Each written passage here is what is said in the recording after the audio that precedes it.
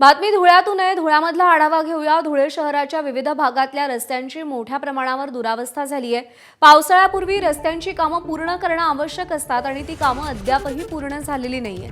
यामुळे शहरातल्या वेगवेगळ्या भागांमध्ये मोठमोठे खड्डे पडले असून सर्वसामान्य नागरिकांना याचा मोठा त्रास सहन करावा लागतोय.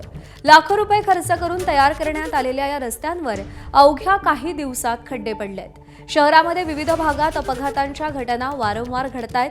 या खड्ड्यांमुळे सर्वसामान्य नागरिक संतप्त आहेत. सध्या स्क्रीनवर दिसणारे व्हिज्युअल्स पाहिल्यानंतर आपल्याला असं वाटेल की आपण कुठल्या तरी युद्धजन्य शहरात आलेलो आहोत का. मात्र हे युद्धजन्य शहर नसून हे आहे धुळे शहर. आणि या धुळे शहरातील रस्त्यांची गेल्या अनेक महिन्यांपासून मोठ्या प्रमाणावरती दुरावस्था झालेली आहे.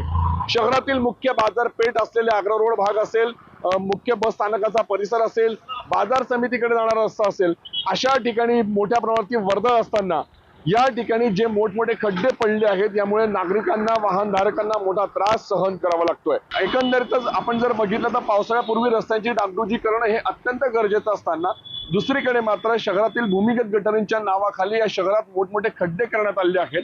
आणि ही योजना जी आहे ती गेल्या अनेक दिवसांपासून सुरू आहे.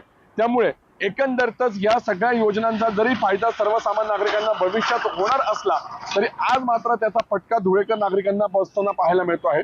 आणि त्यामुळे एकंदरीत शहरातील रस्त्यांची जी झालेली दुरावस्था आहे त्यामुळे महापालिकेने लाखो रुपये खर्च केलेले पैसे पाण्यात गेलेत का, असा देखील प्रश्न या निमित्तानं उपस्थित होताना पाहायला मिळतो. रस्त्यांची डागडुजी करणं हे महानगरपालिका असेल, लोकप्रतिनिधींचं कर्तव्य असताना सर्वसामान्य नागरिकांना मात्र या कर्तव्यामुळे आता कुठेतरी नाहक त्रास सहन करावा लागत असल्याची परिस्थिती निर्माण झाली आहे. धनंजय दीक्षित, एबीपी माझा, धुळे.